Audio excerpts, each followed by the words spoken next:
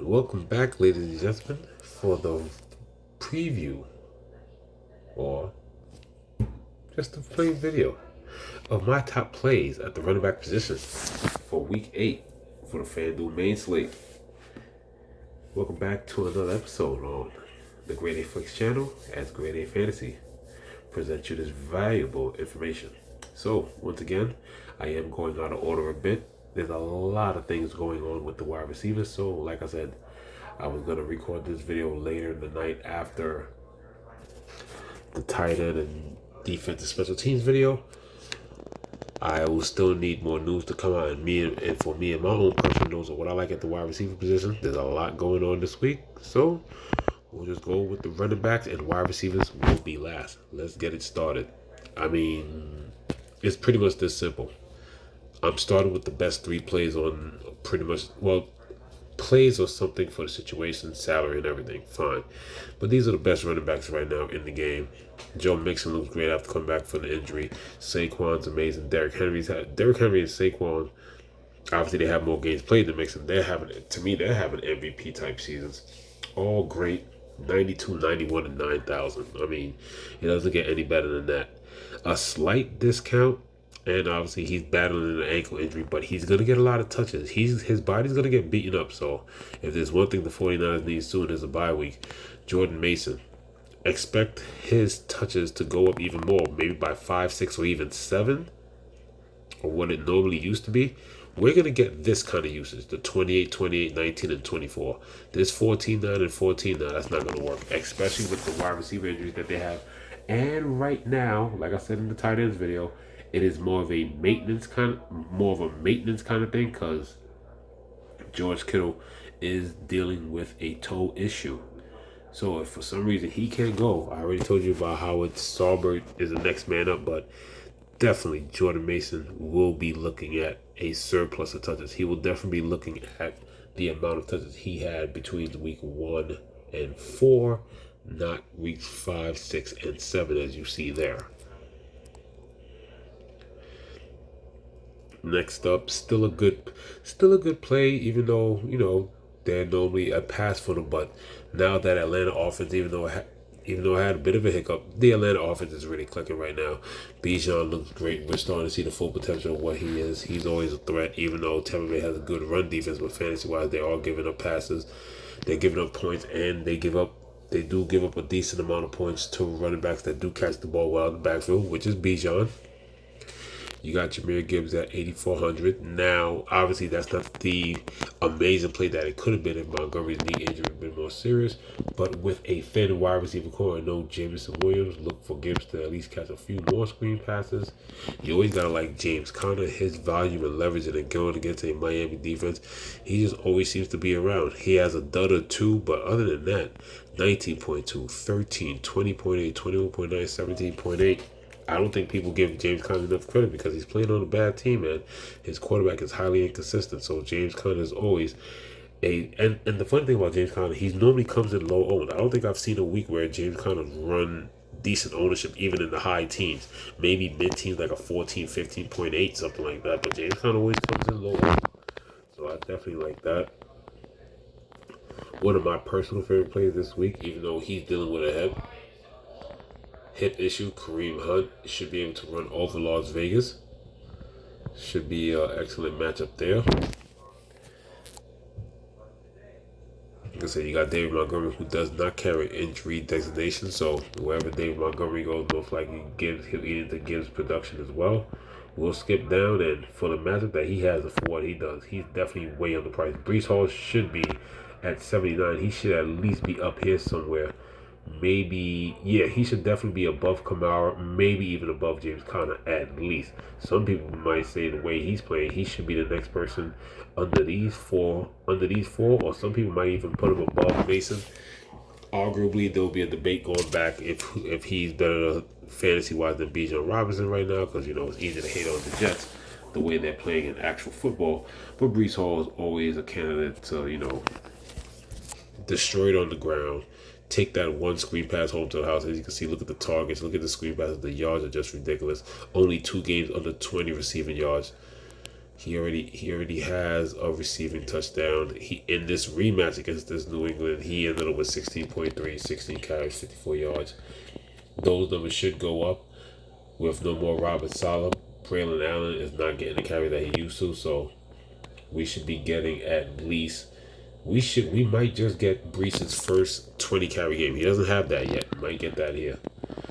Kenneth Walker was feeling sick. He's still a great option. Kenneth Walker, I like to compare Kenneth Walker to what everybody was talking about 2, 3 years ago with Derrick Henry.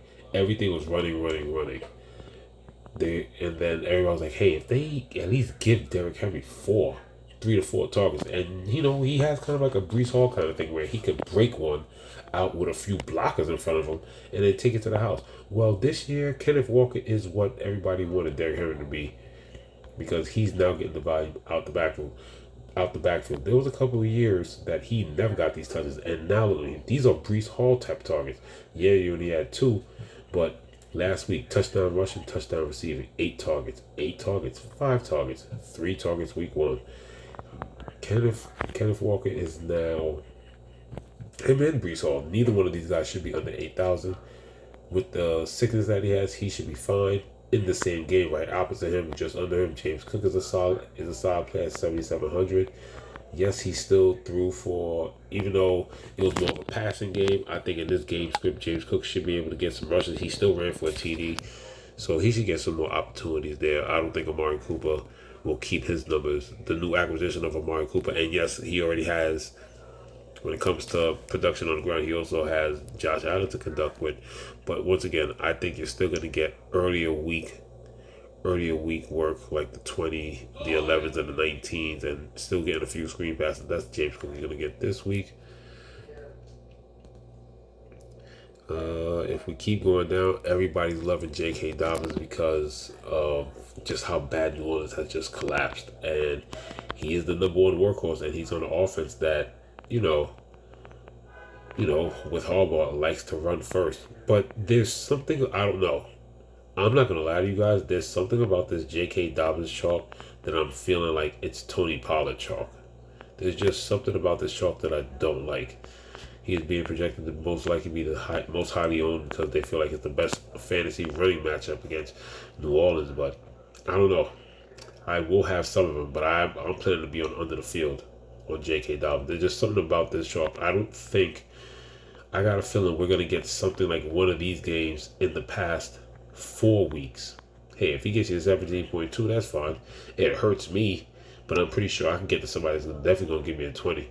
But something tells me, I don't know. I don't think we're going to get this kind of bad run. I don't know. Saints are horrible, but something tells me I don't think they're just as bad as Las Vegas and Carolina. I just don't. I don't think we get this J.K. Dobbins 24.4, 22.6. Obviously, people could come back and, say, oh, well, he told you so. Guess that, fade that chalk hurt. But you got to make a stand somewhere. And since he's going to, J.K. Dobbins being the highest owned, I think I'll have no issue being under that. Won't totally fade it, but I'll definitely be under it. We still gotta wait on these 2 guys here, Tanks Bisbee and Travis Etienne. FanDuel is cute. They priced them both at 7,100. If Etienne is out, Tanks Bisbee is definitely an option. And as we keep going down, Devon Achane, due to the fact that how bad for 2-3 weeks the Miami offense is looking, he was 69 last week. Now he's 68, so he's super cheap. And then as we keep going down, I think obviously we have Rachaad White, and then Bucky Irvin, 64. Bucky Irvin's dealing with a toe, but he should be more likely looking to play this week at 62. They're gonna rely a lot on the running backs, especially Rachaad White getting the 0.5 per reception here on FanDuel. And then the lowest I think anybody should go is literally Javonte Williams, 6,000. I'm not really interested in anything on these. I mean, yeah, Raheem Mostert off the bench is a leverage for A-Chain. But other than that, I mean, you can't go to Ray Davis because Cook is healthy. You got Jamal Williams. I mean, I guess you could go back to Trey Sherman if you want. There's Tyler Algier, leverage against Bijan. But when it comes to having a ceiling, instead of a lawn dart that you're literally throwing at the board blindly or whatever. I like 6,000 Javonte Williams and nothing else. Nothing else down here. Like I said, Jonathan Brooks on IR. Zamir White, no. Jeremy Nichols, well, he's out of play now that Brian Robinson's healthy. Zach Charbonnet, I mean, if you want to take the risk of saying, hey, Kenneth Walker get hurt, I can put him in. But other than that, there's really nothing here that I like this low. So, and you shouldn't really be going this low at all. It should end literally at $6,000 on FanDuel with Javonte Williams. Maybe a peak down Raheem Mostert at 59. He did look good last week compared to what A-Chain did, 11 for 50, but he did fumble. But that will wrap up the choices at running back, my top picks and my top plays with their situation. Once again, waiting for more information on all these trade possibilities, this and that coming out. So, wide receiver video will most likely come out Friday. No later than Friday. I definitely want to get that out the way before the weekend because I want to concentrate on getting my lineups ready. I'm really excited about this slate with all the value and everything.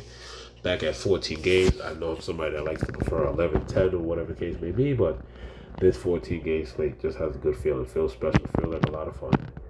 But good luck. Thank you for tuning into the video. This is Grade A Fantasy with his top picks at running back for Week 8 on the FanDuel Main Slate. Signing off. Thank you for tuning in. Good luck this weekend. Once again, wide receiver video, if it's not out tomorrow night, will definitely be out Friday evening.